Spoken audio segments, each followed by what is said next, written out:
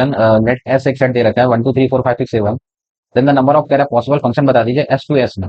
एक कंडीशन है f of M dot N बराबर f m into f n होना चाहिए for every m n belong to S and m dot n जो है that is also belongs to S, right ना। तो question में आप देखें जो सबसे पहले एक रिलेशन दे रखा है उस रिलेशन से शुरू करें। So relation is like F of M dot N बराबर है आपका F M dot F N के, राइट। सबसे पहले मैंने क्या करा, मैंने एम और एन को वन वन लगा दी, समझिएगा पूरी बात। जैसे ही वन रखोगे so that side is F one and उस तरफ बन जाएगा F one into F one का होल स्क्वायर। दिस एम्प्लाइज कि the value of F one is one, right. तो एफ वन का तो हिसाब क्लियर है सर, एफ वन को वन होना है। अच्छा यही अगर मैं एम और एन को वैल्यू टू टू रख देता, अगर ये टू टू रखोगे तो इस तरफ बन जाएगा फोर, उस तरफ बन जाएगा एफ टू का whole square, right. F two के होल स्क्वायर से याद आया कि सेट एस में देखें तो किसी का होल स्क्वायर मौजूद है क्या? बिल्कुल मौजूद है सर। तो यहाँ से आप फर्दर बोल सकते हो कि सर एफ टू दो वैल्यू ले सकता है।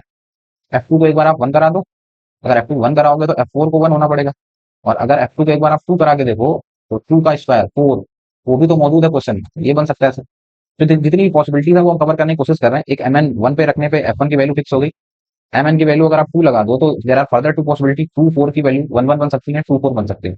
इसके अलावा एक चीज और आप क्वेश्चन में देखें तो एक और छुपा हुआ है, अगर आप यम को कुछ देर के लिए टू और एन को कुछ देर के लिए थ्री ले लें तो जब यम डॉट एन करोगे then it will see m dot n, तो that will be six and that is also available in set S, वो भी तो सेट एस में मौजूद है, राइट। तो मैं आप क्वेश्चन के उस पर चलूँ तो like we will have to make the two cases here. मैं बोलता हूँ F one equals to one तो रिजर्व है, एफ वन वन रिजर्व है, इधर आप फर्दर दो पॉसिबिलिटी बना लीजिए। एक तो जो ऊपर लिखा मैंने कि जब एफ टू वन होगा उस केस में एफ फोर को वन होना पड़ेगा, और दूसरी पॉसिबिलिटी जब एफ टू को अगर आप टू करा दो उस केस में एफ फोर को फोर होना पड़ेगा, that is the second possibility.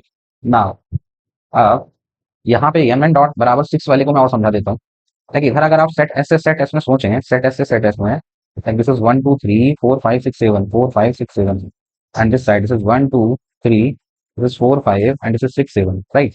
F one को वन पर रिजर्व करा दिया, एफ टू को भी, इस वाले केस की बात कर रहा हूँ मैं, एफ टू को भी वन रिजर्व करा दिया, एफ फोर को भी वन रिजर्व करा दिया। अब चलते हैं इस पे यम डॉट एन बराबर सिक्स पे, आप यम डॉट एन की वैल्यू बराबर एन डॉट एन कर रहे हैं, इधर आप टू इंटू थ्री इस तरफ बनेगा सिक्स। टू तो भैया फिक्स है, आप ये वाला केस बात कर रहे हो तो टू तो आपने फिक्स करा दिया दैट इज वन, तो राइट।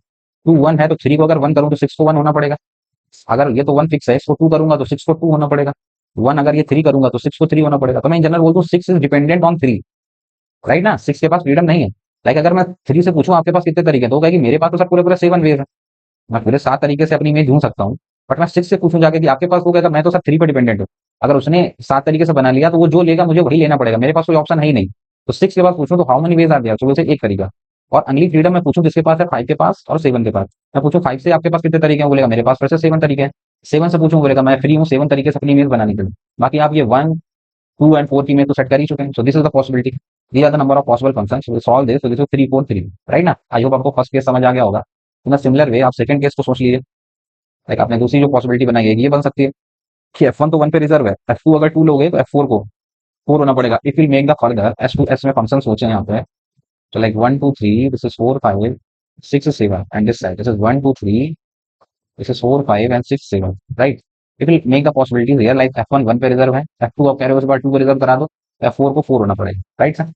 आप इस तरफ थोड़ा सा ट्विस्ट है, आप समझें एम डॉट एन बराबर में एम इंटू एन कराना है आपको, इसको आपने टू ले लिया, इसको थ्री और इस तरफ सिक्स। इस बार टू की इमेज आपने टू रिजर्व कर दी है, टू की इमेज टू है तो थ्री की इमेज क्या ले सकते हो, वन लोगे तो इसको टू होना पड़ेगा। ये तो रिजर्व है सर, टू की इमेज टू रिजर्व है, इधर टू लोगे तो इधर फोर होना पड़ेगा, और एक ये थ्री लोगे तो सिक्स होना पड़ेगा, अगर ये फोर लोगे तो एट जो कि मौजूद ही नहीं। तो these are the only three possible cases होगा, राइट ना।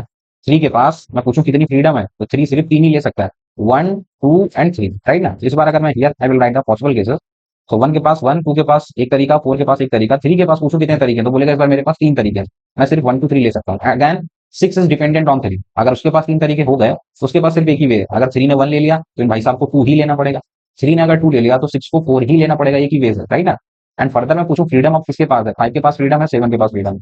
फाइव से पूछूं how many ways are there, बोलेगा सेवन, सेवन से पूछूं सेवन, तो ये बन जाएगा 49 into three, so on solving तीन नंबर 27, तीन चौदह 12 दो 14, सो 147। तो from here 343 this is 147, if will add them, तो तीन चार चार आठ और एक नौ, so we'll get 490 is the right answer.